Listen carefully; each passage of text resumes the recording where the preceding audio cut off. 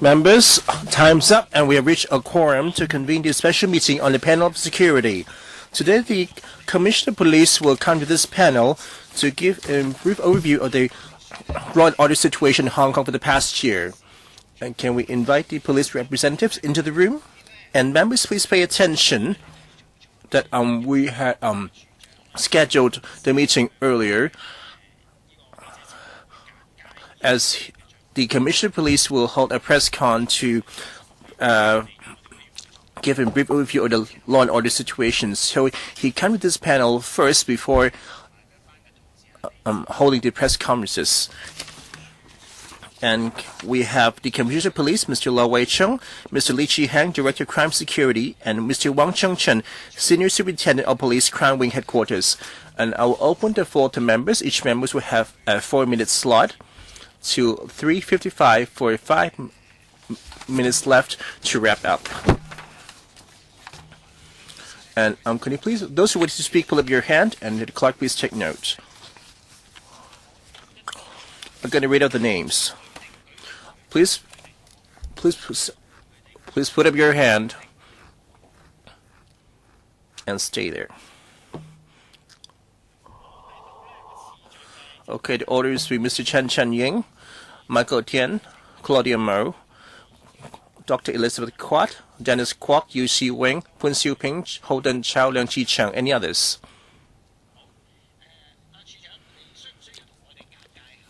Commissioner, would you like to give us a brief overview? So can we have the brief overview of the law and order situation? Members, good afternoon. I come here to give a brief overview, and I will take the questions later. And for the 2017, we have continued to improve, and the overall crime figures is at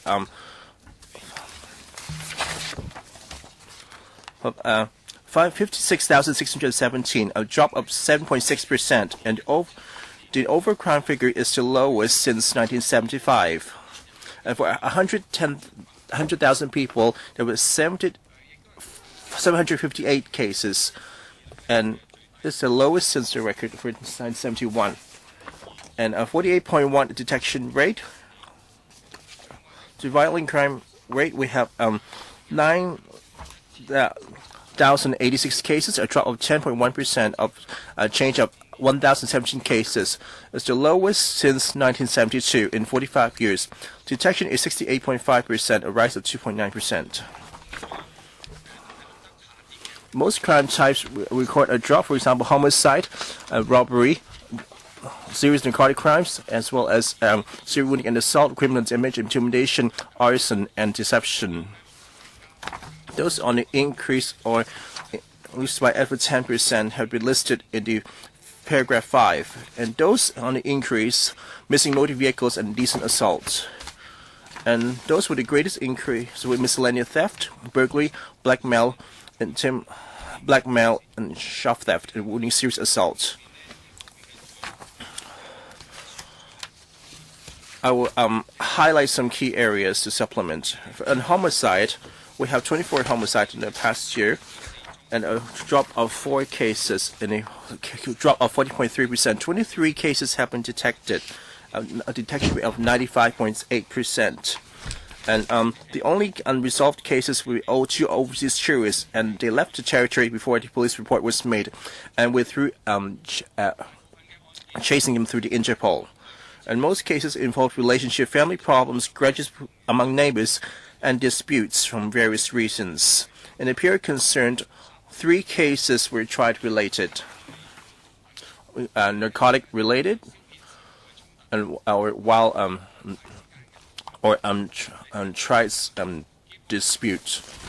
And for robbery, 163 cases, a drop of 97 cases, or 37.3%. And the number of robbery cases is the lowest since the relevant record was first maintained in 1969. Detection rate at 57.7, a rise of 8.5%. And the period concerned, there were another case involving genuine firearms. For burglary, there were 1,870 cases of burglary, a drop of 556 cases, of 22.9%. The number of cases is the lowest since the record first kept in 1969. 70% of cases involved residential premises, about 1308, a drop of 480 cases, or 26.8%. And those loss of over 500,000 or luxurious property of 27 cases, a drop of 17%, 50%. About half of the cases involved failed to lock up the premises in sufficient security, or the premises have been unattended for a long time. For the house burglaries, there's a drop of 114, a drop of 65%. Even though a drop of burglary cases, enforcement will be ongoing. For the fourth quarter last year, in Jordan, Yamate, Happy Valley, Northwest arrested 7 persons with two-way permits who was suspected to be involved of the 15 burglary across the territory. Last year, we arrested 2 illegal in mainland and 2 local males in Hong Kong involving 2 burglaries and 1 robbery, a theft of 3 million. We noticed that the burglaries are coming up, particular regions in mainland. We will step up intelligence exchange with the mainland authorities to take joint enforcement action to intercept these criminals from coming to Hong Kong. Wounding serious assault. So there are 4,611 cases, a drop of 413 cases, a drop of 8.2%, at the lowest since 1975. The detection rate is 308 cases, a drop of 28.7%. And the juveniles arrested about 355 cases, a drop of 122 cases, about drop of 25.2%. Mysterious narcotic offenses. There were about 1,553 cases, a drop of 159 cases, drop of 9.3%. Involving cannabis is a rise of 70 cases. Those involving cocaine will be here 233 cases, a rise of 17 cases, and those involving ketamine, 171 cases. We'll continue to monitor the trends and work with overseas and mainland logistic providers and jurisdictions for the crackdown. From May to November last year, across the territory, we have seized over 1 ton of Arabian tea on drugs worth of $7 million. In December, in Taipei and Saigon, we have found a 2 cannabis farm. Seized about 30 million worth of cannabis, arrested 2 Vietnamese male and 1 local male. In 2017, those arrested for serious narcotic offenses to young persons, about 238 persons, drop of 87 people, a drop of 27%. The police will continue to crack down on narcotic offenses, especially those involving young persons. Criminal intimidation. Those 1,668 cases, a drop of 68 cases, or 3.8%. Those involved with debt collection or related events notice a drop, a decrease of 43 cases, or 47 cases, or 8.1%. And those related to domestic violence had a rise of 24 cases to 364 cases, or a rise of 7%. Blackmail. So we have 579 cases, a drop of 415 cases, or 41.8%. A majority related to naked chat, about 305 cases, make up of 53%, with a drop of 392 cases, a drop of 56.2%. The financial loss is about 0.9 billion. Those involving ransomware of 23 cases, drop of 20 cases, or 31.7%. 3 incurred losses, and those and the rest the blackmail is successful. The losses are about $100,000, even though in most small amount. However, they have to do with privacy and issue of public concern. So we take it very seriously. And on November and January 18 this year, the 3 travel agencies' databases will be hacked and encrypted, resulting in customer data and demanded Bitcoin for payment. And the 3 travel agents did not pay the ransom. And the Cybersecurity of Technology Crime Bureau, CSTCB, investigated and managed to assist one of the companies to decrypt and encrypt files, and arrested 1 local male earlier this month on suspected connection with the 2 remaining cases. As this kind of case involving cross-border crime. During investigation, we must work with the Interpol and other law enforcement agencies for follow-up. We can continue to work with the Information Office as well as the Hong Kong Computer Security Center for close collaboration and surveillance. We will through different channels to step up our publicity for enhanced security awareness. Item 10, arson, 354 cases, a drop of 1.1%, drop of 4 cases. Majority took place in public places, with a majority cases have no uncertain motive. 3 on domestic violence, debt collection, 6 cases, drop of 1 cases. 11, rape. 65 cases of rape, drop of 6 cases, or 8.5%. 60 cases were detected, and detection rate was 92.3%. Nearly 90% of the cases involve acquaintances. The undetected 5 cases, 2 of which suspected have been identified and were in pursuit, and the other 3 cases is investigation still going. And rape committed by strangers of 7, about 6 of them already been detected. Those involving below 16 and 15 cases, and the suspects were actually acquainted with the victim, including relatives or friends. We take it very seriously, and to spare no effort investigation. Before stepping up patrol, we'll continue to step with effort publicity education, encourage the victims to make report as soon as possible. Item 12, indecent assault. 1,077 indecent cases, a rise of 58 cases, or 5.7%. About 848 cases have been detected. The detection rate is 79%. The rise is attributed in public places, on board public transport, or at stations. Those committed by strangers, 677 cases, a rise of 38 cases, or 5.9%. Those involving online is at 17 cases. Within this 1,077 cases, even though record a rise compared to last year, however, on average, is a drop of 10% on the average of 132 cases. The police serious sexual offences can to step up control as well as communicate with the public transport operators. I was reminding the victim to make hands carefully online and to report to police ASAP. Theft. There were 23,806 cases, a drop of 1,822 cases, or 7.1%, representing over 42.5% overall crime. Shop theft and miscellaneous theft is 88% of total cases, similar to 2016. Besides missing vehicles, there was a rise of 78 cases, a rise of 18%.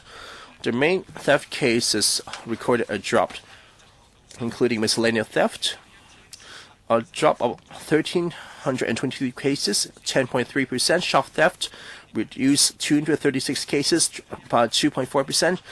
And pickpocketing, a drop of 194 cases, dropped by 22.1%. Or snatching, 137 cases, dropped 70 cases, or 33.8%. There are 551 missing vehicles, drive of 78 cases, or an increase of 18%. The recovery rate is over 70%, with 369, similar to last year. There was more motorcycles being lost, an increase of 73, 58% increase. Most of the stolen motorcycles, 94%, were parked on the streets of a medium to low price. We think that the motorcycles were stolen mainly for the parts or to deliver drugs or just for fun rides. There's no intelligence showing that the stolen motor vehicles, cycles were stolen by conglomerates.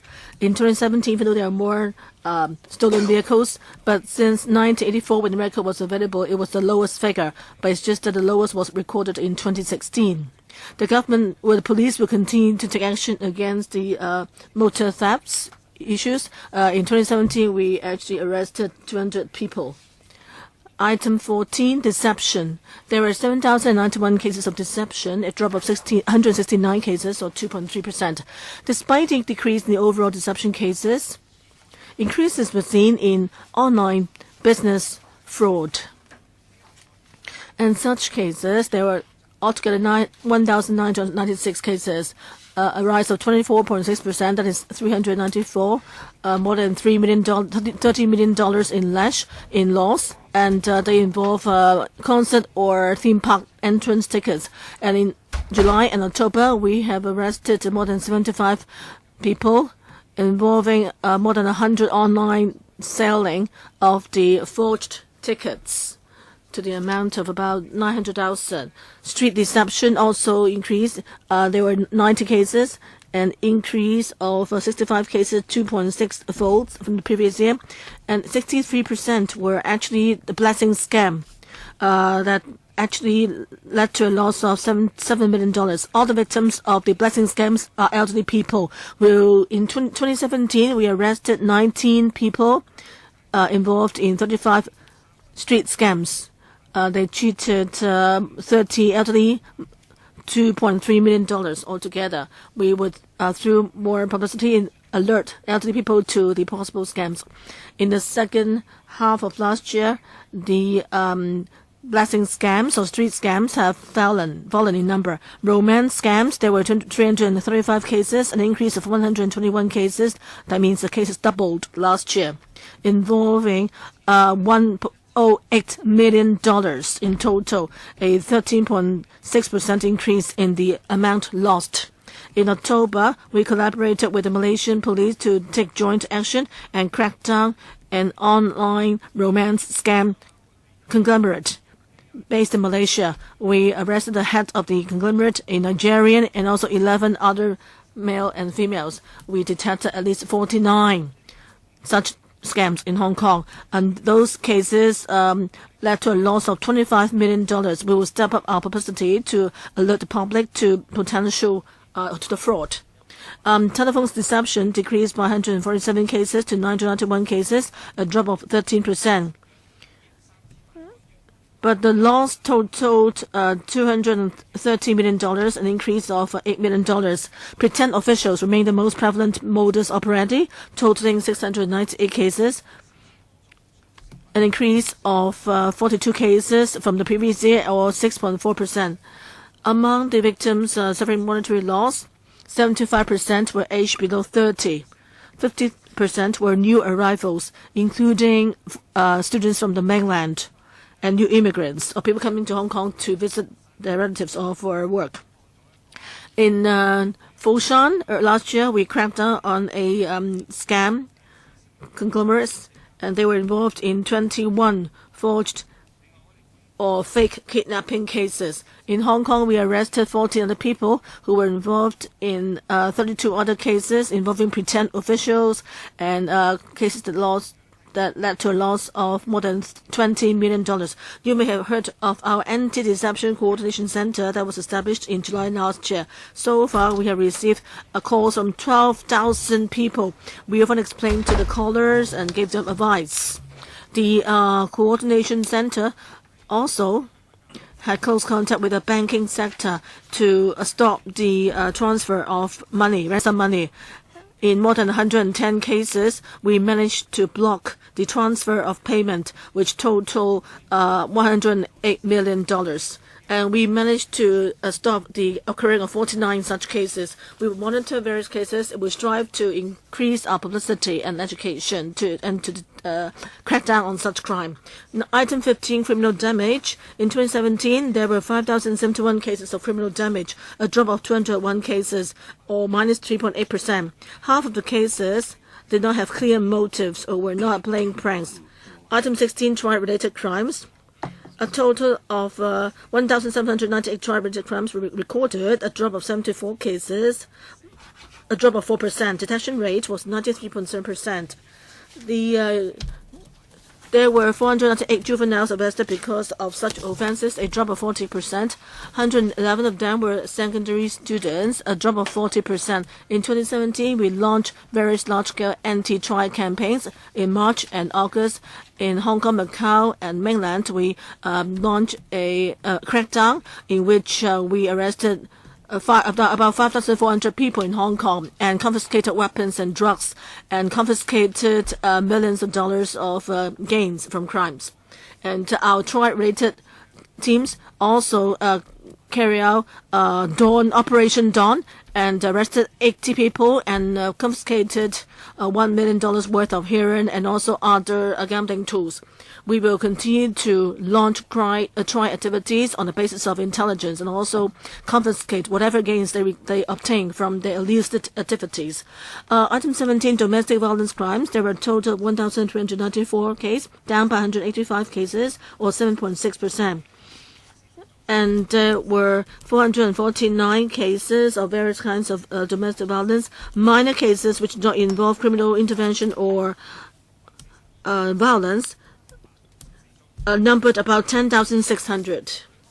And cases transferred by the police to the Social Department number 6,404, making up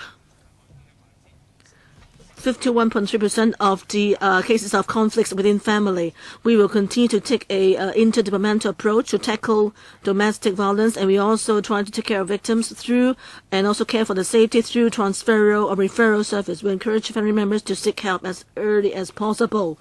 There were 847 child abuse cases, down by 23 cases or 2.6% from the previous year. Sexual abuse against children numbered 478, up by 1 case or 0.2%. They were mainly indecent assault cases and also physical abuse against children. There were 369 physical abuse cases, a decrease of 24 cases or 6.1%. There were 345 cases of elderly abuse, a decrease of 27 cases or minus 7.3%. More than half were physical abuse, and 2/3 involved embezzlement of property and psychological abuse. Sexual offences against elderly numbered 4 or 1.2%. Persons arrested for crime. In 2017, there were a total of 30,366 persons arrested for crimes, a drop of 2,876 persons or minus 8.7%.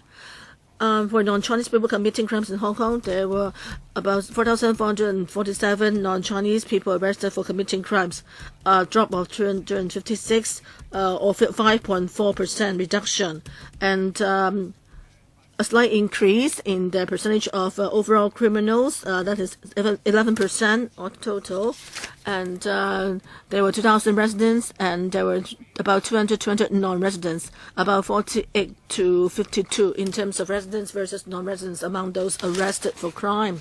But in 2017, non-Chinese people being arrested for all sorts of crimes rose.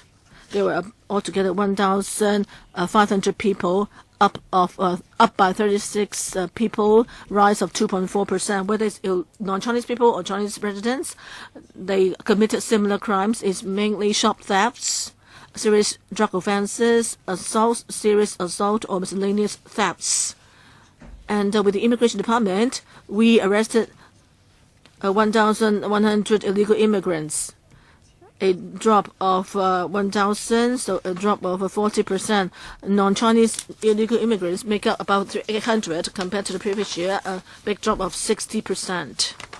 The police will continue to pay attention to the crime committed by illegal immigrants, and I'd like to stress that in Hong Kong, most of the non-Chinese people in Hong Kong, however, are law-abiding. We encourage all police divisions to encourage communication with non-Chinese communities to prevent and tackle crime.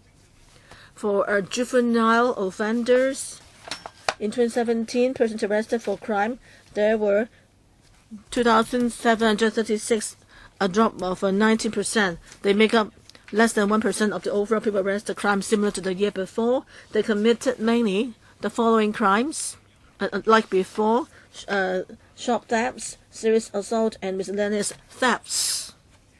Mainland illegal immigrants and mainland visitors committing crimes. In 2017, there were 722 mainland illegal immigrants arrested, an increase of 257 persons or 55.3% increase.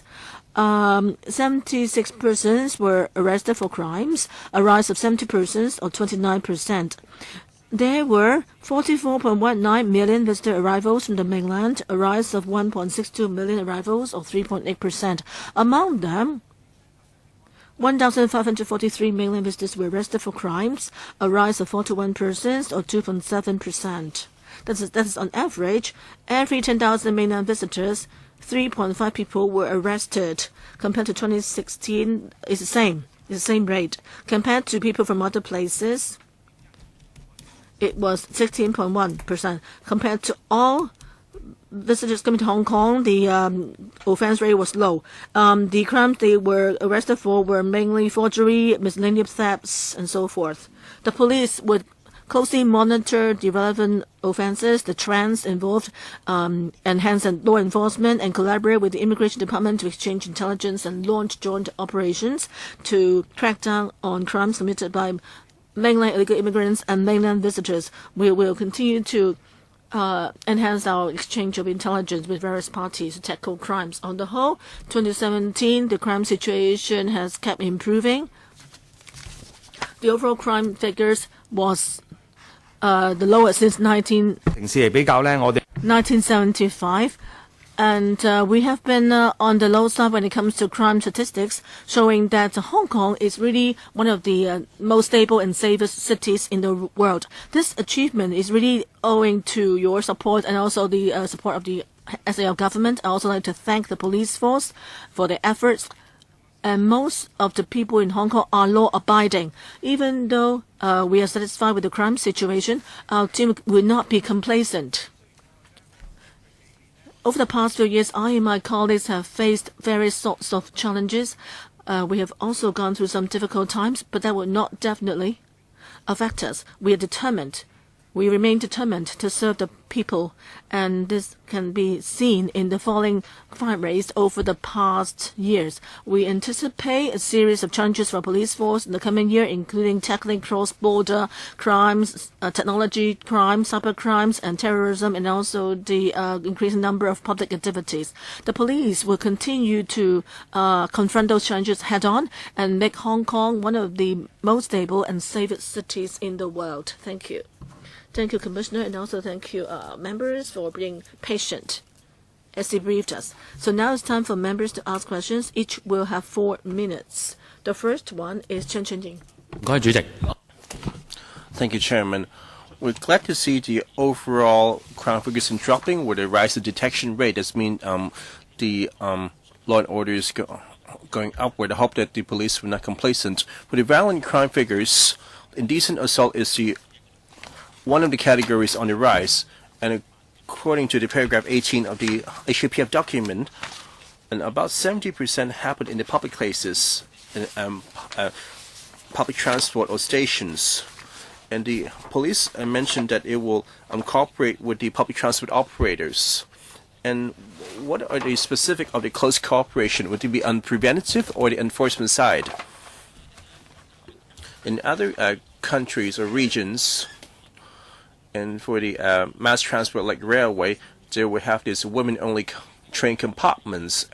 So since that we have more indecent assault cases, would you consider discussing setting up these women's-only carriages? And next will be debt collection-related crimes.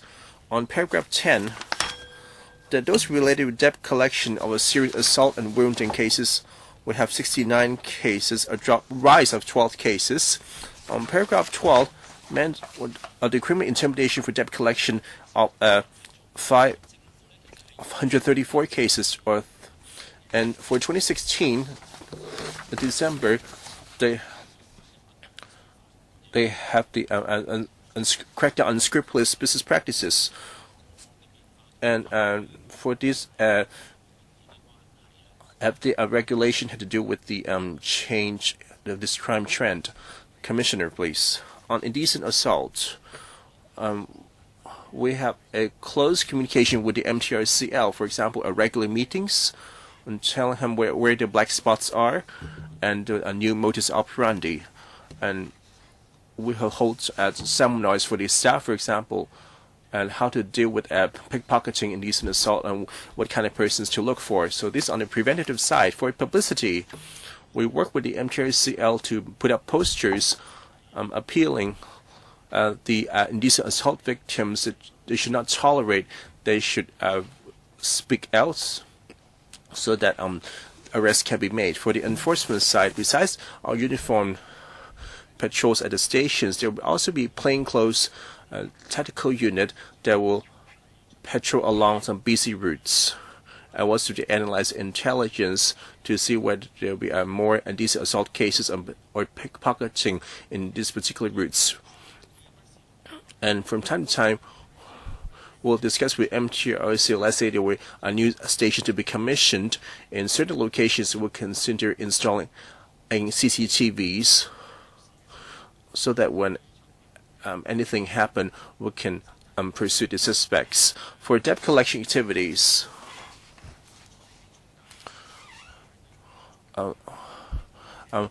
we are targeting unscrupulous financial intermediaries.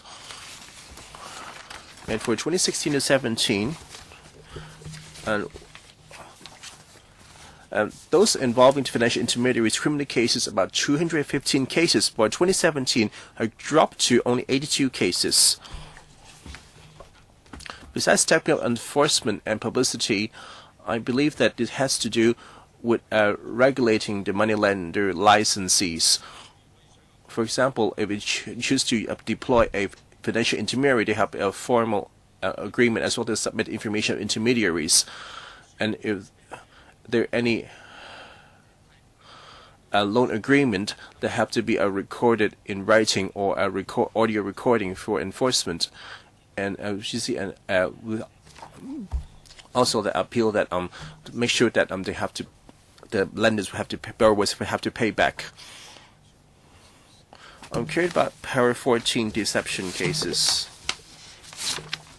So their deception modes are always evolving. So the online business fraud and online romance scam and street deception and telephone deception, the telephone deception is still going on being first, even though it's dropped to 991 cases. And the rest is only 90 to 400 cases. So besides talking about the number of victims, the amount is also significant. So I'm just really worked out mentally. So 230 million cases. So if how about on average $200,000? So it's quite a staggering sum for the ordinary folk. So even though we notice a drop for the 4 categories, the amount involved is on the rise. So we have less victims. How for the loss, the financial loss is greater. So usually the telephone deception will involve auto dialing by a software.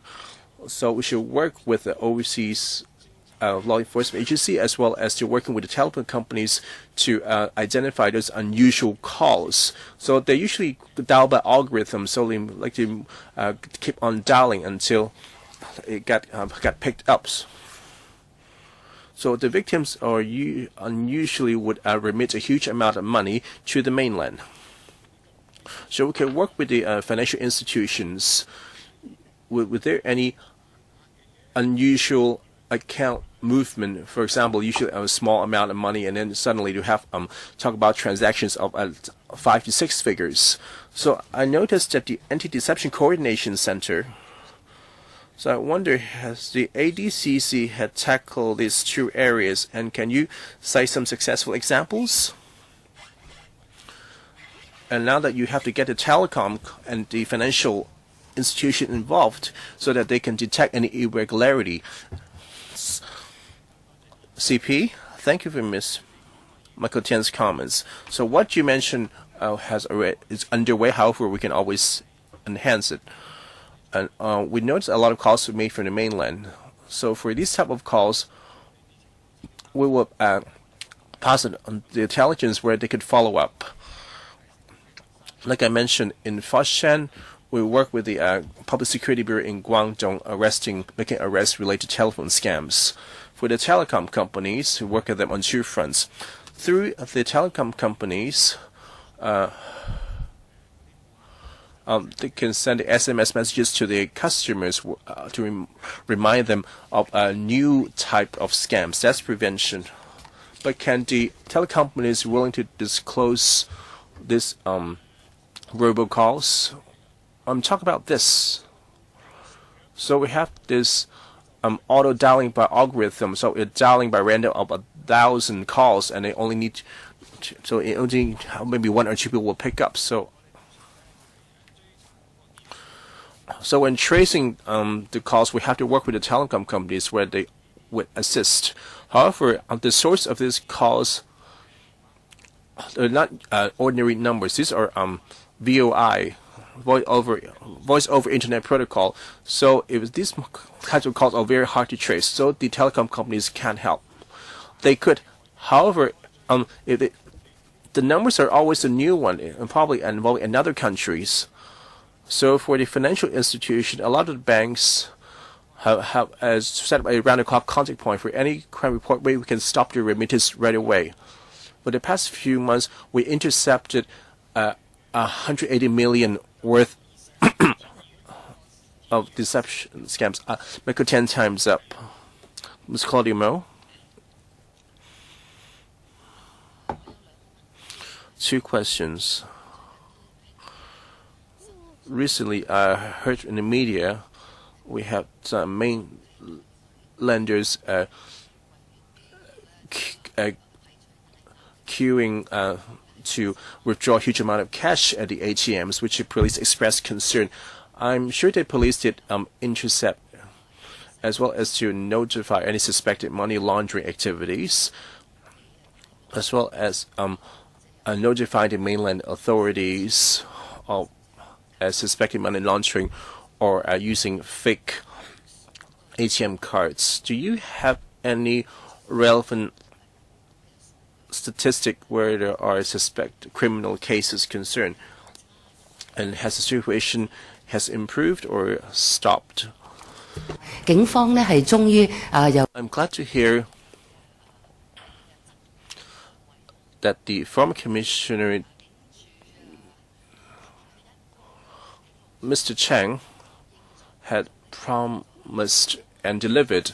That's about the issue of cruelty to animals. These are very unfortunate cases. I'm talking about the Hong Kong being the animal cruelty capital of Asia, and the annual figures showed at a 16% rise. Of course, you can say that we have the animal surveillance program. However, the animal rights group would tell you that it has been ineffective. Every time we came cite the lack of evidence with an extraordinarily low detection rate. Can you reconsider of setting up the animal police? CP? The mainlanders queuing to withdraw money in the ATMs with took notice. So we look at it from 2 angles. First, they could be robbed, or whether there be money laundering. And we have also had our own intelligence operations and investigation.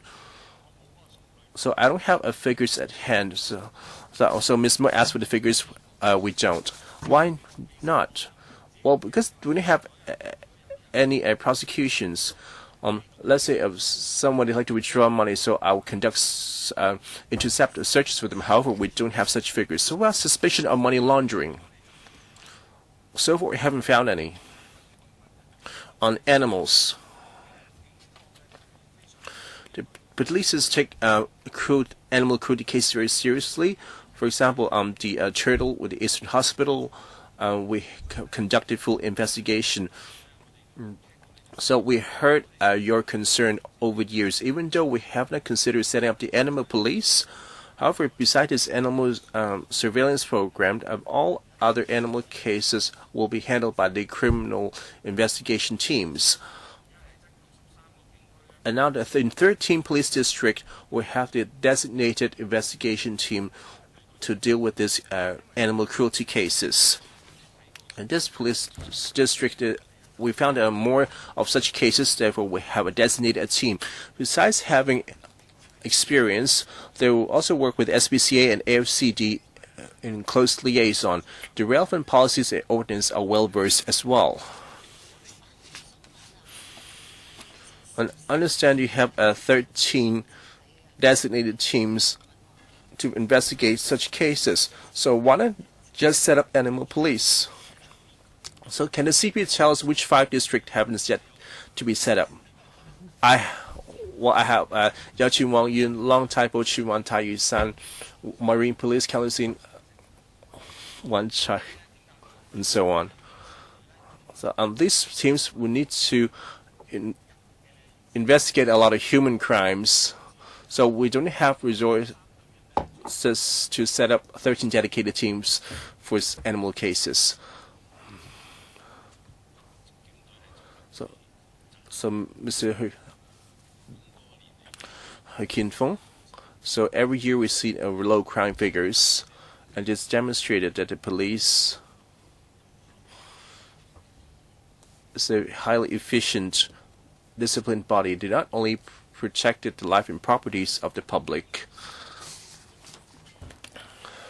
they also made Hong Kong the safest cities in the world. So the police is protecting us. Whether the executive, the legislative branch, and the public should protect the police as well, especially for the frontline officers. So recently, we see a lot of protests, which led to uprising. For example, the Occupy Central and Occupy Mong Kok movement. Last night, we read for the news that the Mong Kok riots, or the culprits in hurling bricks and stones that irrationally and attacked officers with fury, then injured quite a number of police officers. Even though some time have passed, once again, I would like to express gratitude and extend my concern for the injured officers, as the frontline officers are on duty and manage to or get into legal trouble. I'm not going to come for any current cases. This be hurting to be the morale of the frontline. May I ask the CP, how would you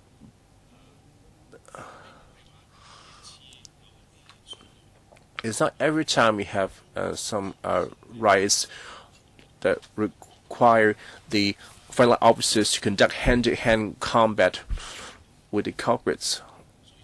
So the water cannons and the tear gas is rather commonplace elsewhere. So how can you balance in protection the frontline officers? Would you consider introducing robot cops? Recently, we have a lot of crimes committed by drones. We don't know who are behind this. Would you consider setting up a team to deal with this type of crime which are on the rise? CP, thank you for your support. Recently, this society, we get more confrontations in the society, and where there are confrontations. So on the protection of frontline officers, for example, provided equipment and the guidelines have been strengthened. As for the legal cases recently, they did affect the feelings of our colleagues. So besides keeping close contact with frontline officers in terms of equipment, we would allocate more resources to purchase more protective gear so as to help our officers deal with riots. They have to be able to protect themselves. And also, we would also step up our strategic training so that the police, frontline officers, when confronted with more radical protesters, they would know how to deal with it without getting themselves hurt. As for drones, actually, or as in the case of handling ordinary criminal cases, if anyone is using drone in a negligent way, causing damage to properties, then we will actually hold the person involved accountable in accordance with the law. Okay, next one, Elizabeth Quat. First of all, I'd like to thank the police for protecting Hong Kong for so many years, and now we've seen a further decrease, the crime rate to a new low since 1975. I think this is really due to the tremendous efforts and achievements of the police. But members have just mentioned about the incidents of confrontations in recent years. The police were caught in the middle and they were under huge pressure. And I've asked on several occasions, how can you enhance the morale of the police? I've asked the government that, but you, the commissioner, besides the equipment and communication, what can you do? What can you do to raise the morale of your team? And also, just I heard from the commissioner about non-Chinese residents, their crime rates have increased. I received a lot of complaints from the public about they're feeling under threat, feeling endangered, not safe at night. So are there any black spots at all? Besides Sham Shui Po, are there any other black spots? And what would you do with them? And thirdly, indecent assaults, figures have gone up a bit. Well, the figures has never come down. And, it happened on board public transport. Just then the commissioner said, I heard you say that you would ask the MTRC to install CCTV. Is that right? I didn't really hear it very clearly. And would you recommend the MTRC to create a car especially for women? Thank you.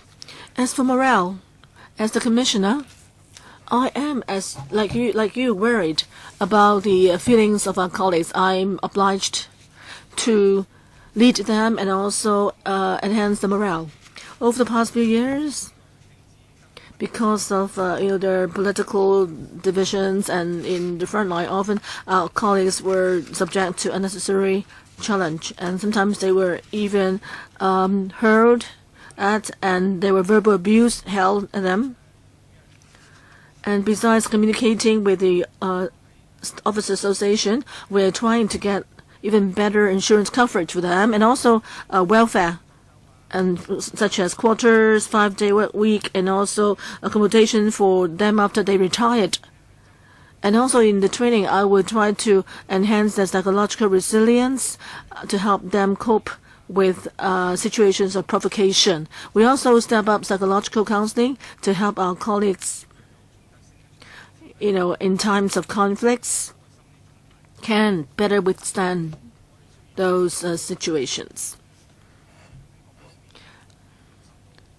We are under pressure, of course, and we face all sorts of challenges, but our colleagues are still very dutiful. They are committed to serving the public, and they are honored to do that. I'm really proud of my colleagues. You can see that despite the huge pressure and challenges over the past few years, and yet our annual crime rate has been on the downside, on a decline. That means that we've not given up. Looking ahead, we will help our colleagues get various benefits, including welfare benefits. And secondly, for our existing work guidelines, we have launched a working group to work on the guidelines to offer better protection for them and to help them in discharge of the duty, do their work more effectively. And thirdly, I hope that there will be more resources allocated for the purchase of body cameras. We found that that's a very effective way to help people embroiled in protests calm down. And as for the indecent assaults on public transport, besides CCTV, if there are any new measures that can help us reduce such cases, we welcome them. Dennis Kwok next. Thank you, Chairman. I've noticed that in the paper there's no mention of human trafficking. Offences related to that. Lately there was a High Court case which showed that the Hong Kong authorities lack enough understanding or measures to cope with human trafficking. So, Commissioner, in cases related to human trafficking, would you come up with some data? Cases of human trafficking, you understand it. They are involved with, snakeheads or forced laborers and so forth. Many people now want to know, actually, what Hong Kong has done in enforcing the law against human trafficking, and how many cases have we found? So can you brief us? If you don't have the information offhand, maybe at the next meeting when you come to the panel, please get organized and give us some figures on that kind of case so that we can know more about what's happening. And I also like to know, for frontline police officers, how much do they know about human trafficking? What training have they got? Commissioner, we do attach importance to the human trafficking investigations, but often the foreign organizations that we don't have any particular legislations targeting human trafficking. So we do want to tackle it, of course, and with overseas enforcement authorities, including that in the mainland, we have done a lot in actually stopping the activities of the human trafficking gangs. We found a large number of South Asians coming to Hong Kong from the mainland, and we joined a launch operation with the mainland authorities, which led to a massive drop in the number of illegals coming to Hong Kong who are not Chinese. Illegal people. And we do have an ordinance covering people coming into Hong Kong illegally for prostitution. Maximum penalty is 10 years in jail.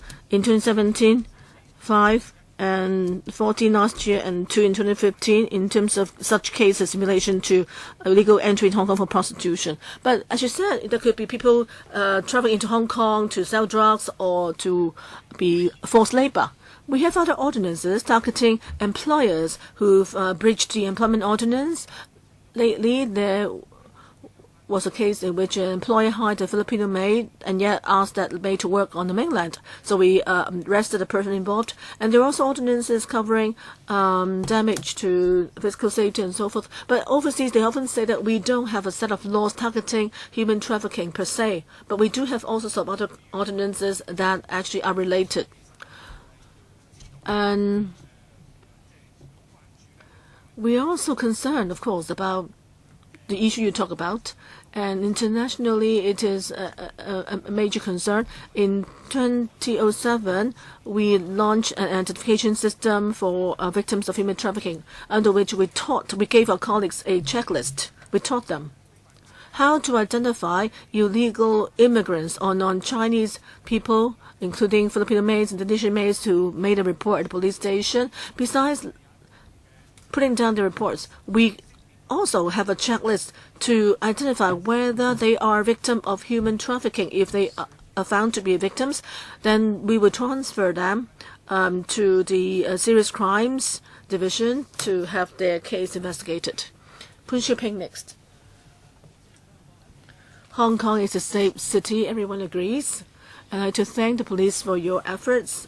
Over the past year, the overall crime situation has kept improving.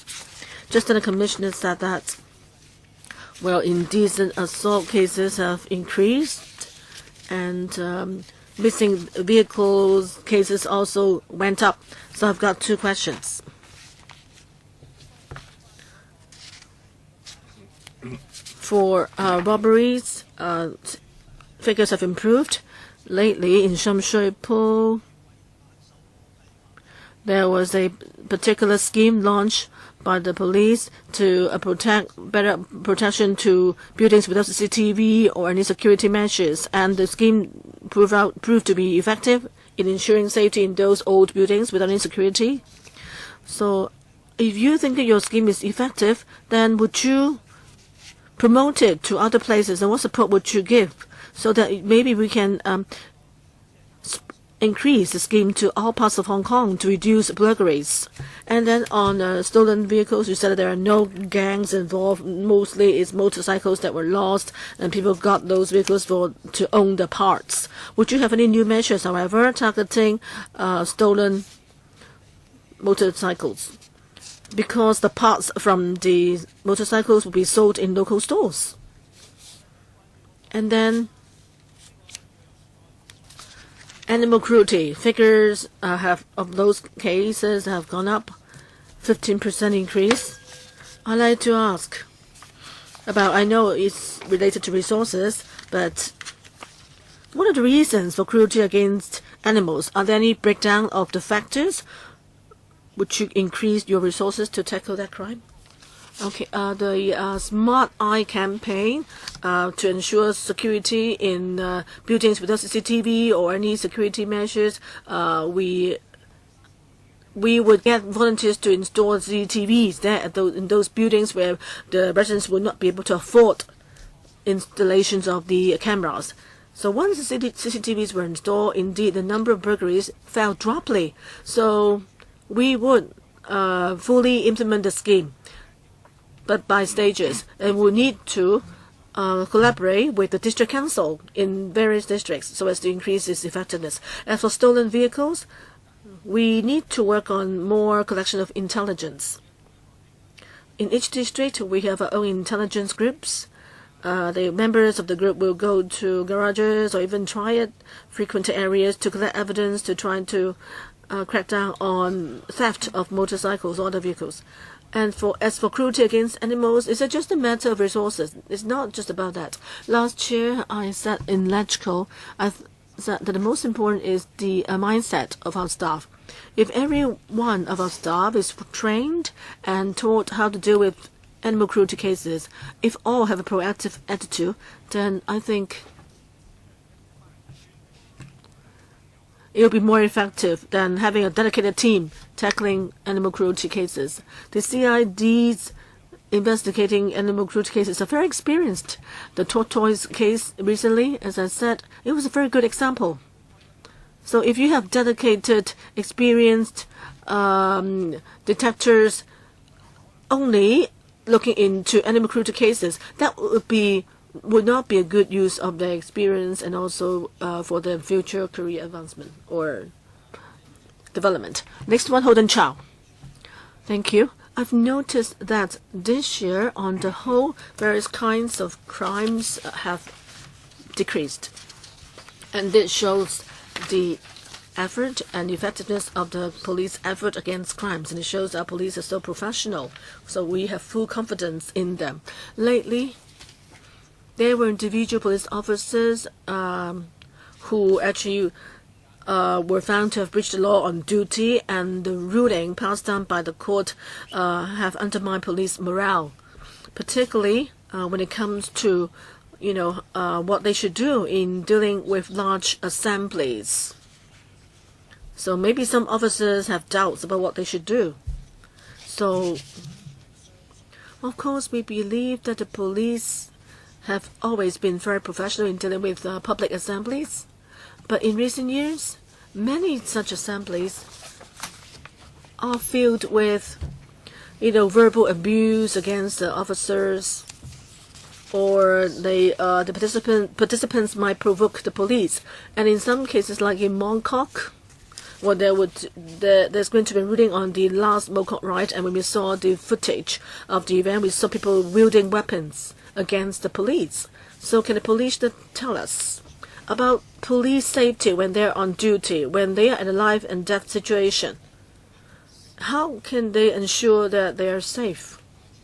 Just the Commissioner said that body cameras would actually be used more widely. So I'd like to hear from the Commissioner, what's your plan on that, about expanding the deployment of body cameras? Any figures, timetable?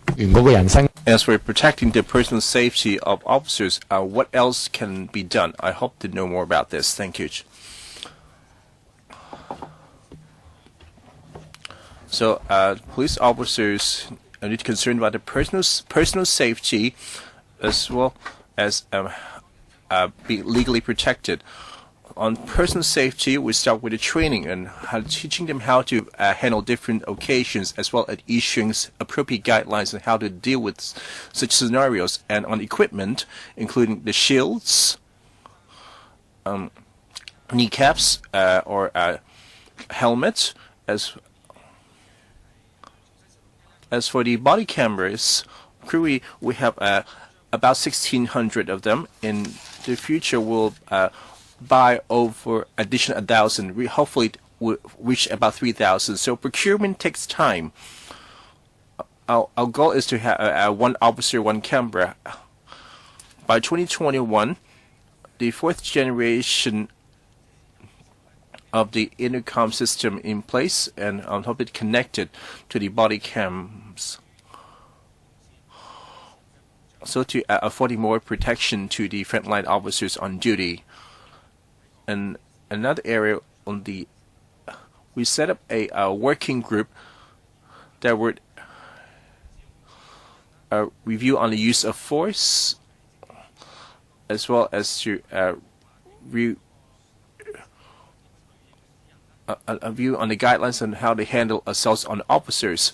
So besides procuring more body cams, so that the officer can discharge his duties smoothly and afford better protection. Thank you. I just want to add something to add on the body cameras. I'm glad to hear that there will be expanded coverage. I think that the protesters should exercise restraint. That could be an effective tool potentially. Mr. Kwok Wai Kang. So the overall drop in crime figures, of course, we have the Hong Kong police to thank for their efforts. At the same time, we see that beside this, there's still some area improvement. So we're close to the end of the Chinese New Year is coming, and a lot of buildings will need to conduct renovation exercise. Maybe they could not wrap up before the Chinese New Year. So for these buildings, I hope that the police can step to assist more. Usually the burglaries happen in this scaffolded buildings where burglars can easily climb up. And on the vice trade, even though the existing legislation cannot regulate the one-person brothel, and it's hard to demonstrate the manipulation, quite often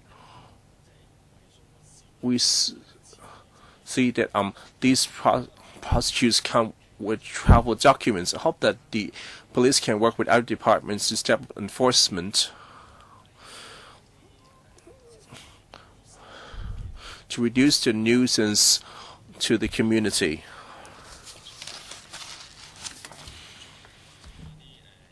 This question would be cruelty on children or domestic violence. And I believe that a lot of departments should be involved, for example, education and social work department and so on. Usually, these type of cases will start with generate a lot of noise. So usually the police will be the first department to respond to such noise complaints. Would the police consider asking to identify the source of the noises, for these children crying or children being battered, so as to identify the suspected children cruelty cases early. Thank you for your comments and question. So we take the Chinese New Year very seriously because there will be a lot of theft and burglary taking place.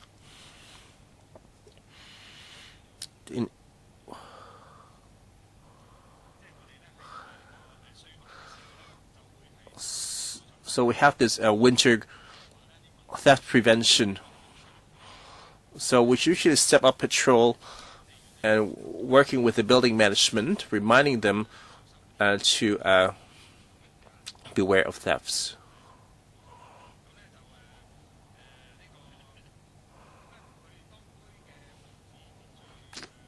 And this crime prevention unit of the police district would liaise with the management offices, especially those undergoing renovation. So please be assured. On the impact of vice trade, and we conduct routine operations to crack down on them. If you see persons with double two-way permit, besides repatriating them, will also pass on the information to the main authorities so that maybe that they will not be allowed to re-enter Hong Kong next time. On domestic violence or cruelty to children, we attached high importance to them because the children are incapable of protecting themselves.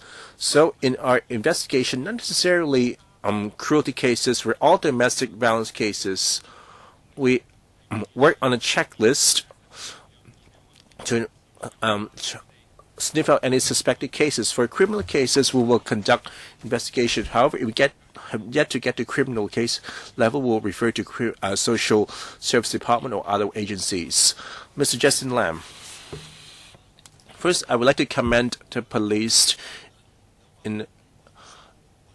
on this effort on cracking down the vice syndicate on the building maintenance projects. The police crackdown has achieved success and been very helpful, and for this I express my gratitude. CP, we're getting the Chinese New Year now that Shangshui, the parallel trade activities have been choking Shangshui, and the public will need to forced to walk on the carriageways. So we have very discontent. So I've been complaining for the past few years. Hope that you can add more manpower instead of having a 7 members strong task force. And now that the government asking for a 3% increase in manpower, so can the CB tell us, do you plan to fight for more manpower to deal with the very severe parallel trade activities in the North District, so as to reduce this mainland China discord? Commissioner, my leg can be run over by the shopping carts. Thank you, Mr. Lam. I always receive your letters. You told me that you're not getting enough complaints or you're not adding enough power, so I just wrote to you whenever I received them.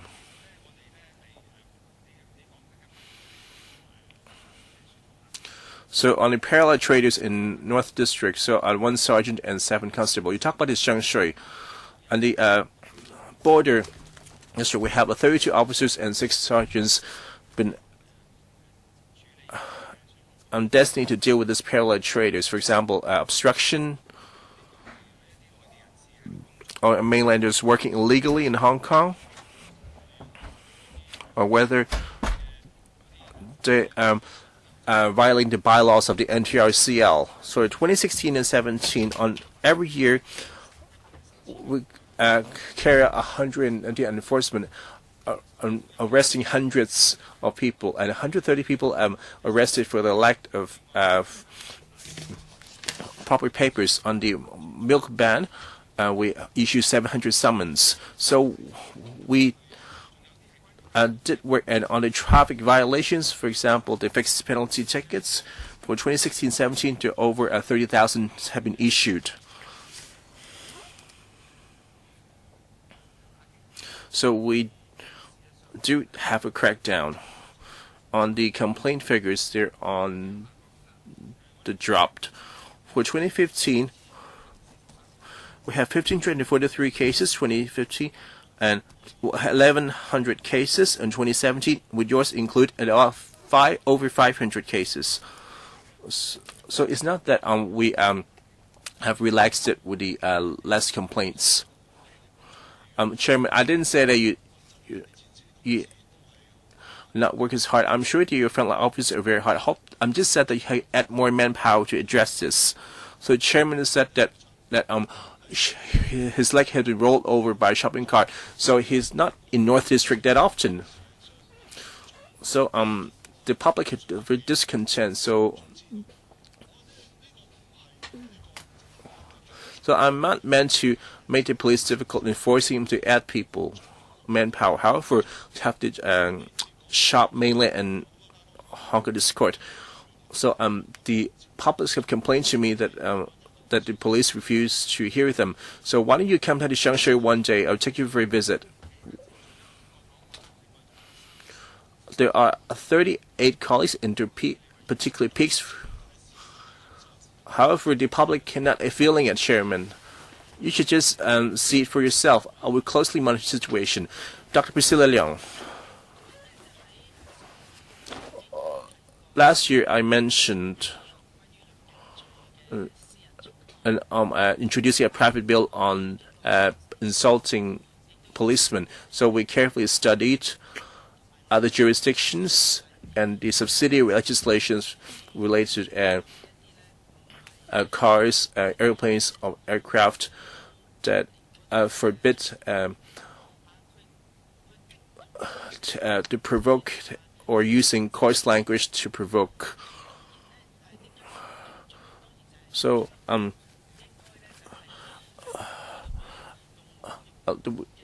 members of the public should not insult the frontline officers on duty,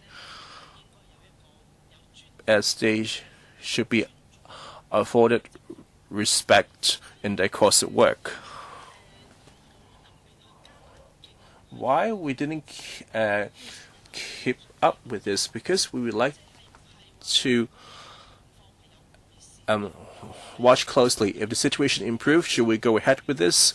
So I'm holding this stopwatch. If we have more such incidents, then we will keep going. First, I hope that CB can respond. That has the situation improved since the Occupy the movement till now? So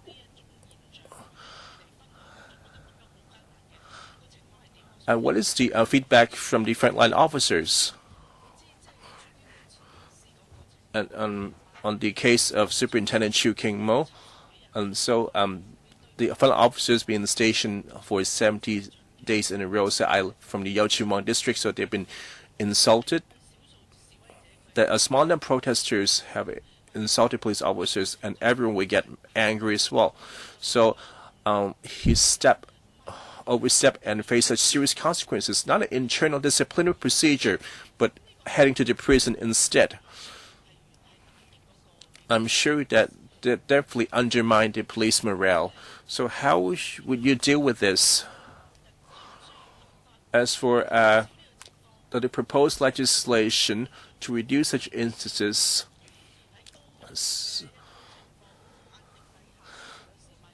so in case that a police officer overstep the line in high-stress condition, that such incidents can be minimized. In 2014, we launched guidelines on handling insults heard at police. But we didn't know what the situation would be, and so we asked the colleagues, whoever have to dealt with abusers, should make declarations. So we've got figures. They may not reflect the entire situation, but in 2014 there were 35, and 2015 there were 90, in 2016 there were 10, 2017 there were 25 such cases. So the situation hasn't really worsened or improved drastically. We've noticed that lately, often our feelings were actually affected by major incidents like the jailing of our ex-colleague. I said in public before, a colleague in 79 days, having had to bear with such pressure. He was carrying out his duty, and yet he was convicted in the end for a criminal offense and jailed. So we feel very unhappy about it. Our colleagues also didn't feel good about it at all. So besides issuing the guidelines, in our working group, we also review how to enhance their protective gear so that when they are faced with a similar situation, they can better protect themselves and also be acting within the law. As for the making insulting police an offense, as for any reasonable request that would offer protection for our colleagues, I would fully support that. Next one, Ma Feng Kwok. 2 questions. Firstly, about drug offenses. Online nowadays, you can see that there are always people using the excuses of free holidays or offering high pay to lure young people to carry drugs for them across the border. Even though the figures of offenses have dropped, but are you aware of what I've just described? Young people thought that they were asked to be parallel traders, and yet when they were overseas, when they were found and there were drugs found on their bodies, they could face a death penalty. So these cases happened outside of Hong Kong. So is the police aware of that, and do you have figures? And secondly, I've noticed that there's been a rise in the number of stolen vehicles, double-digit increase. Does the police know about the factors for the loss of those vehicles, a theft? Where did the vehicles go? Before, we knew that they would be shipped to the mainland or Southeast Asia, but now with the rise in the figures, what are the reasons? Commissioner?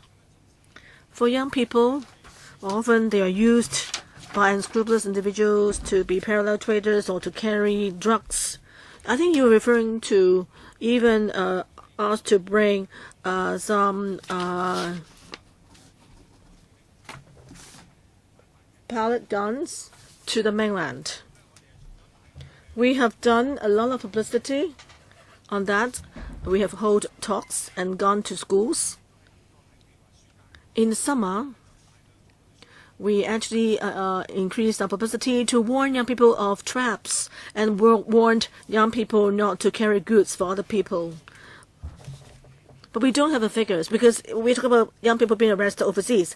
So we won't have the figures of those being arrested for carrying illegal products into a foreign country, unless the young people come forward and told us, or the enforcement authorities approached us for information and then told us the figure concerned. So we don't have the real figures now. But what I've noticed is that on the mainland, sometimes the young people might breach laws that are not considered an offense, that are not available in Hong Kong, but they actually break the law on the mainland. 70% of stolen vehicles could be recovered, and the 30% remainder often are dismantled, and the parts were sold. Most of the stolen vehicles are motorcycles, and also motorcycles of medium to low prices, so there's no market for them, not even on the mainland. So we believe that such vehicles will be stolen for their parts, or just robbed for fun, or the cars were used to transport drugs for joyrides and so forth. So once they've done a rise, and the motor vehicles would be left on the street, therefore 70% were recovered in the end. So you said that the police don't have the figures, but do you really not have the figures, or do you have incomplete figures mainly?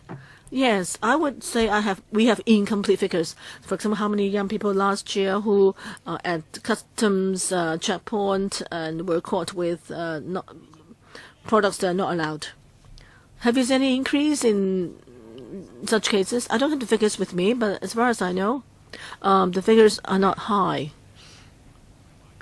It's not serious, like more than 100 people being arrested like that. Next one, Nan Chi-Chang.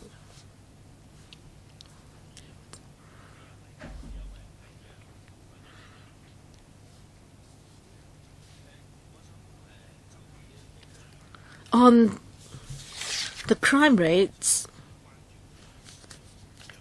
I'm concerned about the cases of child abuse. I know the number of cases dropped last year compared to last year. It was a year before. It was quite similar anyway, drop of 2.6% from the year before. But I found that child abuse cases in the past 5 years or so, there were about 800, 900 cases a year.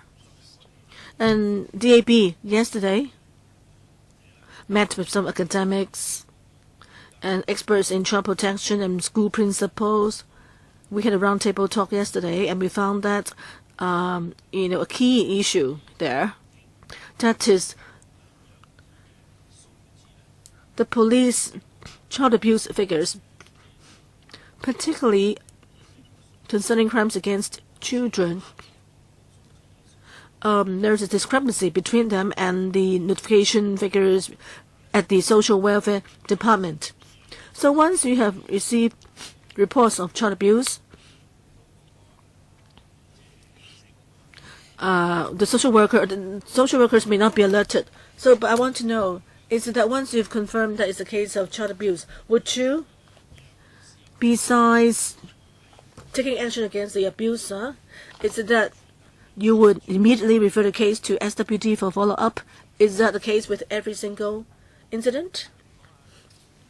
Yes, on child abuse figures, in the past few years, as you mentioned, they have been pretty much the same, but in the last 2 years, it's been low. In 2013, there were 919, 2016, this is the number of people arrested. 1,130 cases in 2016, 870, and last year it was 847. So there was a slight drop. Doesn't mean that we overlook such cases. As I said, children don't know how to protect themselves. Therefore, when we uncover such incident, we will do all our best to help. Why is there discrepancy between our figures and that kept by the SWD? Is mainly because of our definition of a child. SWD includes cases under the age of 18, but for the police is under the age of 17. Other cases involving children, definition of children is under the age of 14. And the definition of child abuse may be different from ours because we look at it as criminal in nature. But for SWD, the definition may be different from ours. So therefore, there are differences in the figures. But as I said, any child abuse case that we have taken on board, we would treat it as a criminal case and deal with it as a criminal case. Well, if after our investigation we discover the crime element there, we would really deal with each case seriously. So we need to do the investigation first. We may refer a case on the same day that is reported, or maybe we refer after some investigation has been finished. But there are individual domestic violence cases in which the families reject referrals to SWD. But for some high-risk cases where people are injured, then after consulting the privacy commissioner, and if by consent, we can still make referral, even though the family rejected. As for domestic violence and child abuse, I'm sure they overlap. How do you differentiate between the two? Well, we have figures for domestic violence and separate figures for child abuse. Of course, there could be some overlapping. Yes, there could be two figures for the same case, yes. Wong Kok Kee next. The Commissioner's report today proves that Hong Kong's law and order is very good. And it shows that we do have a very outstanding police force. And we should show our respect to them. But I think our outstanding team, however, has been challenged in recent years. In our society, there are more and more political activities held, and often they are emotional. And there could be some physical contact among the protesters and the police. There could be verbal abuses hurled at the frontline officers to provoke them. You know, human beings are human beings. We're not machines. When you are exposed to abuse for a long time, your emotions get stirred up and you get angry. So if you are insulted or heard abusive language, you can imagine how he will feel. So it's natural for someone in that situation to be angry. But because that person is a police officer and we cannot control his emotion, then very likely that he would breach the law, like what happened to the recent court case. So this is what we are unhappy about. The question now is, when our enforcement officers found themselves in such situation, what can we do to protect them and to protect them from being abused against verbally or provoked? You may say, well, you are doing this job and you need to be prepared for whatever that happens. But in a certain district, there are lots of quarters for disciplined officers, and some family members from those quarters share with me that the officer, you may think it's normal for the police officers to be insulted verbally, but then they shouldn't insult even his family members. So for the police officers or the enforcement authorities to have deterrent effects, they need to have dignity. If they cannot protect their own dignity, then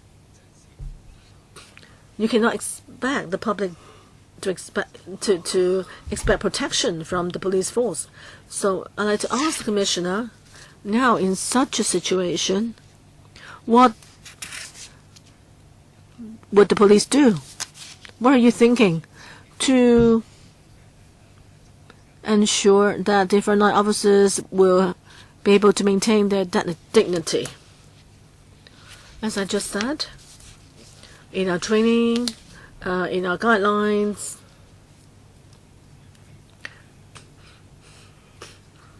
and in terms of offering better welfare, we'll do more so as to help the officers carry out their duty without worries. At the same time, we will try to enhance the officers' ability to handle stress, and to have better emotional management, and also to cope with insults resiliently.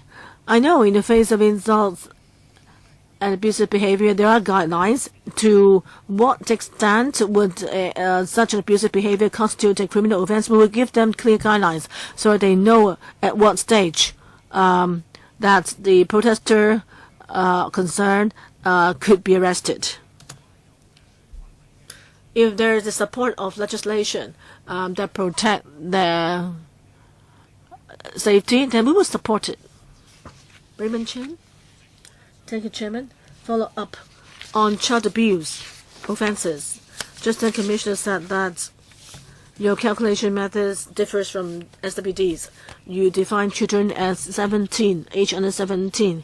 Can you explain in a paper your differentiation? Well, in terms of figures, there are 847 cases last year, similar to the year before. Child abuse cases are just the tip of the iceberg. What you see actually may have been happening for a long time. Early on, there's a 5-year-old girl who was tortured to death. What would you do? Every time such a tragedy happens, what would you do? How would you review what you've done? The children being abused. In all these cases, have you got any breakdown on how many, for example, how many are fatal, how many involve serious injuries and so forth? And also I'm concerned about the rise in number of child sex offences or sexual abuse. Are the abusers people familiar to the children? What is the breakdown of the people who abuse the children sexually? I mean, they could be principals, teachers, or coaches. Me Too campaign, that happened late last year, and Hong Kong's athletes also came forward and shared about, how they were abused by their coaches when they were small. If we could have done the preventive work earlier, I think that we could have stopped those abuses when the athletes were small. We could have stopped it long ago. I know maybe the commissioner or the police force cannot do everything. I know the sex offense ordinance is outdated, and sex education needs to be reviewed.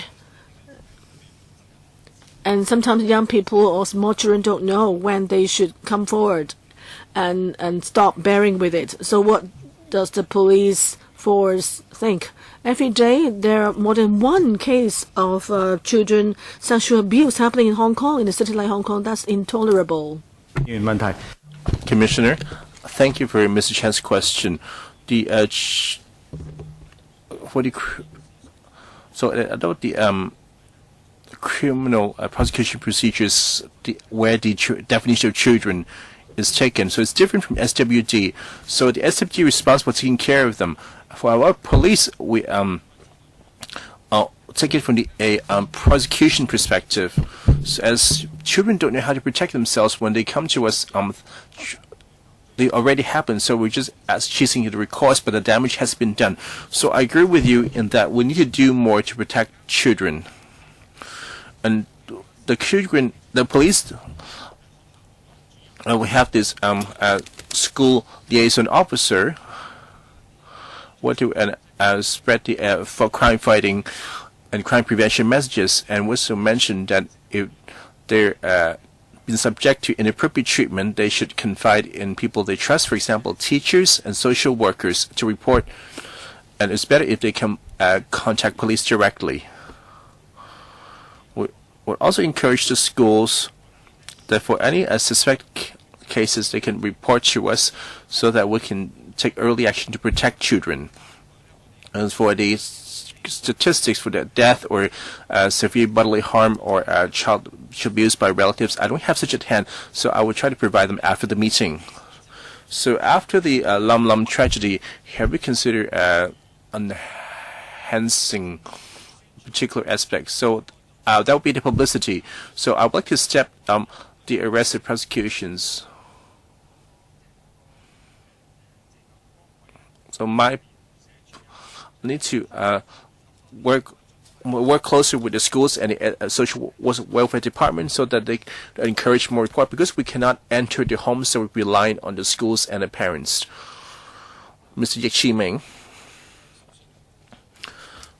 First, I'd like to congratulate the CP that the local crime rate has been on the decrease, so with a slight climb in detection rate. I have a simple question.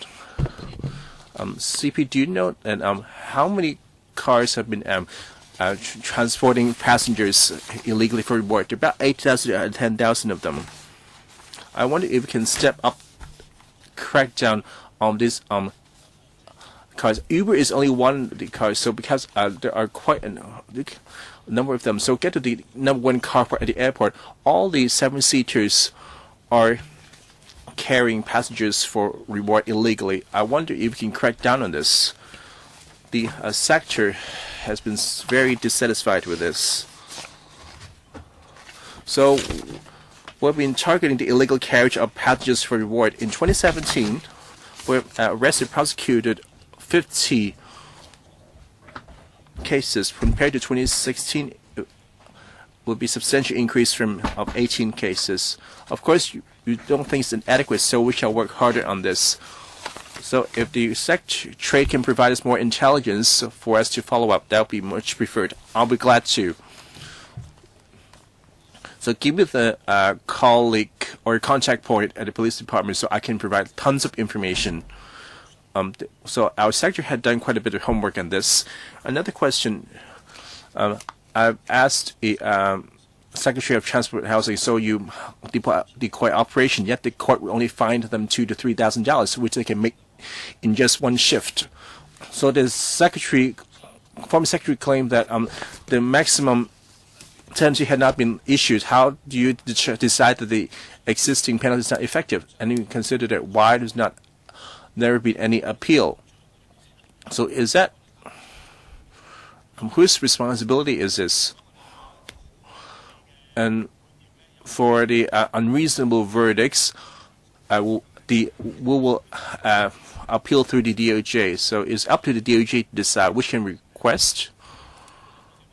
And for the legislation amendment, shall work with the Transport Housing Bureau.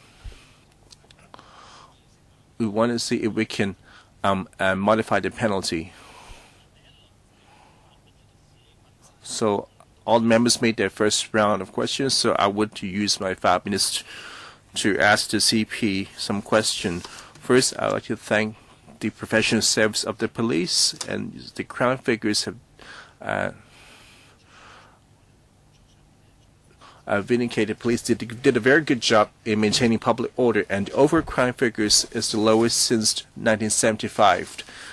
There's still some areas for improvement. For example, the morale of frontline police officers. Quite a few of the colleagues have spoken on this already.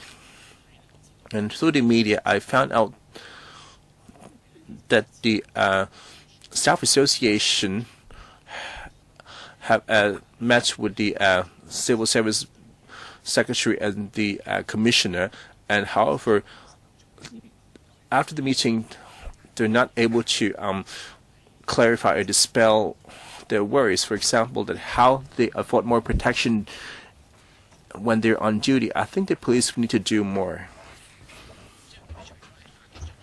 Besides cracking down on crime, the frontline officers, we need to prevent crime as well.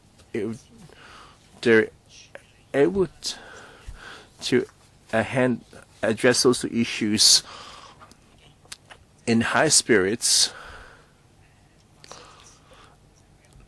it will be easier for them to stop crime early. If they have low morale, they're not able to spot any potential crime. That would affect our overall crime figures, and that will be to the detriment of the Hong Kong society as a whole.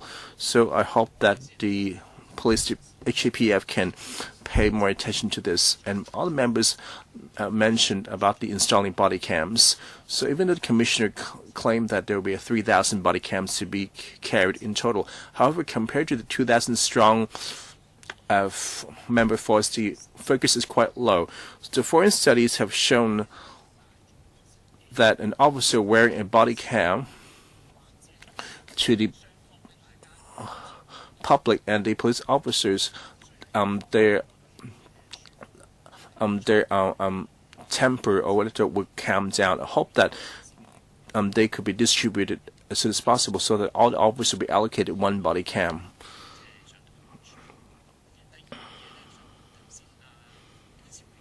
And Poon Shuping said that you've been helping some 3 new buildings install CCTVs. So, but we have quite a few 3 new buildings in my constituency, and the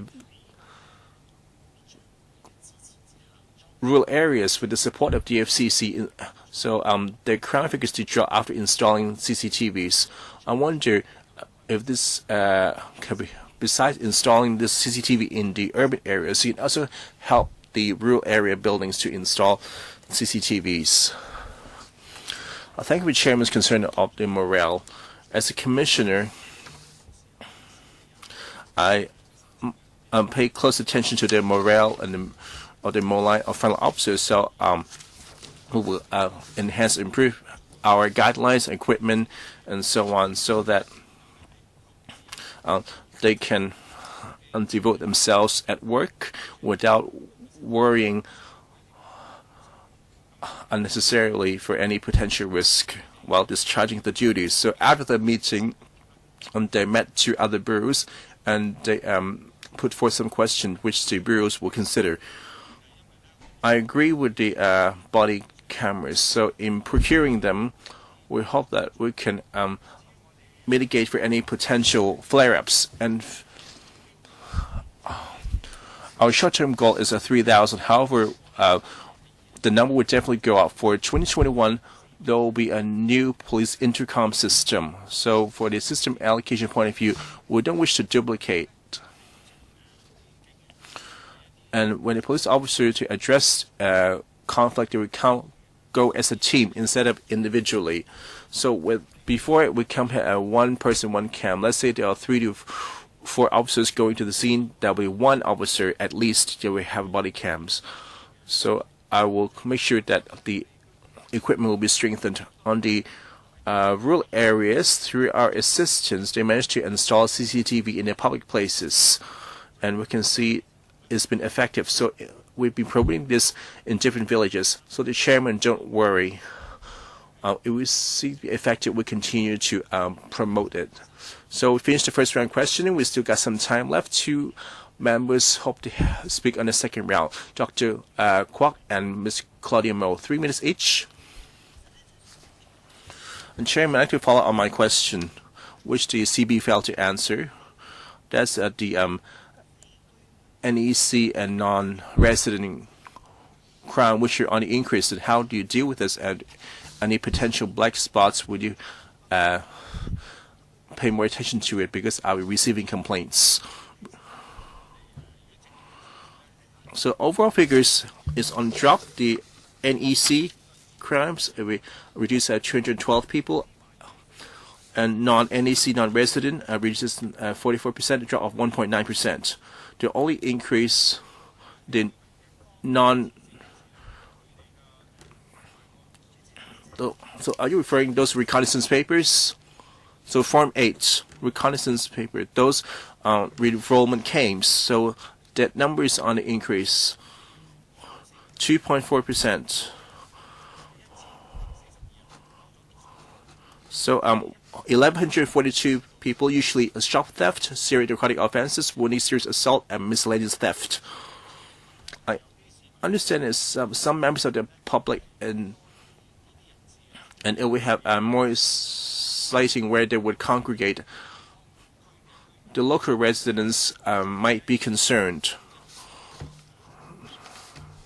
So we step up patrol to target such black spots to protect the public. And if such persons is merely sitting in the street and not committing any crime, so we could give you verbal advice. Can you provide a list of black spots? I don't have such at hand.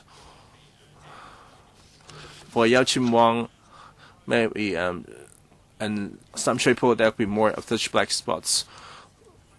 So I don't have to break down by district as for which area per district have more. Can you provide after the meeting? Yes. So you can let the commissioner know. Yeah, some report in Yinlong. I would like to know their other district as well. For this district, would you consider assigning more manpower? So to target these black spots? Well, not necessarily more manpower, because however we are enhance our deployment. What do you mean by this? You mean more patrolling? So for each deployment, if it depends on intelligent analysis and the cases breakdown for that particular district have more pickpocketing or hawking problem, so we just deploy accordingly. Also depends on the time period. So because a limited number of staff is probably impossible to deploy round the clock. We have more people assemble on particular street section, the more patrol on that. So you see a lot of press report related to this so-called fake refugees on refoulement claims. So I don't see those as difference in assigning more manpower or actually step enhancing deployment, which the public mistaken to be identical. I hope that you can step in for it. So maybe the commissioner can provide information after the meeting. Ms. Claudimo. So I want to clarify with the commissioner. Maybe your predecessor had not provided you such information that on the setup of the animal police, we never requested the police for have a brass band that we hope that each district have a small team, and please don't be mistaken that after the animal police will be purely for cruelty animal cases. For other cases, for example, robbery or arson cases, will be ignored. I just hope that we can have a small team in each district, so that what happen locally or can exchange information or get to have a better grasp of the cases. If you tell us orally that you can have, I would gladly accept that you give or reply that we have already set the animal police. And on the water cannon, so the Interior Ministry mentioned that they would not introduce them because they not only injure but also will kill people due to the high pressure. Since the water cannon vehicles are so expensive and be visually provocative, would you consider giving up the idea, or have they already arrived in Hong Kong? So has those vehicles arrived yet? So when do they? Or it's supposed to be arrive now at any latest. If it arrived, would you consider reducing the pressure so that ensure that the pressure will not kill anyone. 其實而家 As I just said, in the 13 districts, we have a specialized team that would look into the crude cases. We don't call them animal police to avoid public misunderstanding that we have created a dedicated team. So, but still, there are such officers in the team in the 13 districts. Okay, fine. How about water cannons? For the vehicles to control the crowds, they would arrive in the middle of the year, and then we will have test runs, and then come up with guidelines, menus to carry out training for our colleagues. Your worries are correct. For all the tools that we use in discharge of our duty, we'll be very cautious with them, because any tool could be used to injure others. Besides UK, many European countries are still doing the special vehicles with the water facility. Well, we will lay down guidelines to avoid injuring people. Okay, altogether 19 members have asked questions on today's report. Commissioner, I've noticed that at least 10 of the members, they complimented the work of the police. And also, members have given you suggestions and views. So please take note of them. When you come to the panel for a report next year, we will see improvements. I think that's the end of today's session. AOB, there's no AOB, so meeting adjourned. Thank you. Thank you, Commissioner. Thank you.